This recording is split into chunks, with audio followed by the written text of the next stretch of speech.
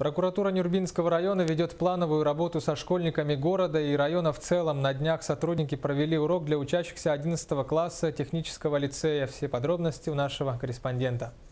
Вызвать интерес у подрастающего поколения и молодежи к объективной исторической правде о Нюрнбергском процессе и его роли в судьбе всего мира. С такой целью был проведен урок для учащихся 11 класса Нюрбинского технического лицея. Как известно, Международный трибунал в Нюрнберге стал первым в истории опытом осуждения преступлений государственного масштаба, правящего режима, его карательных институтов, высших политических и военных деятелей. Сегодня провели очень интересный и познавательный урок.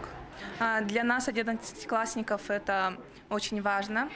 Для меня самой это очень важно, потому что я сдаю обществознание и историю. И Нюрнбергский процесс – это очень интересное такое событие в истории всего мира. Сотрудники прокуратуры Нюрбинского района рассказали учащимся об историческом значении Международного военного трибунала в Нюрнберге для развития международного права, а также основных задачах, целях и ходе данного процесса. План урока был выработан уже заранее, поэтому ребята уже подготовились к данному уроку и очень хорошо принимали участие. Данные мероприятия будут проведены во всех школах города Нюрба и будут продолжены в этом году.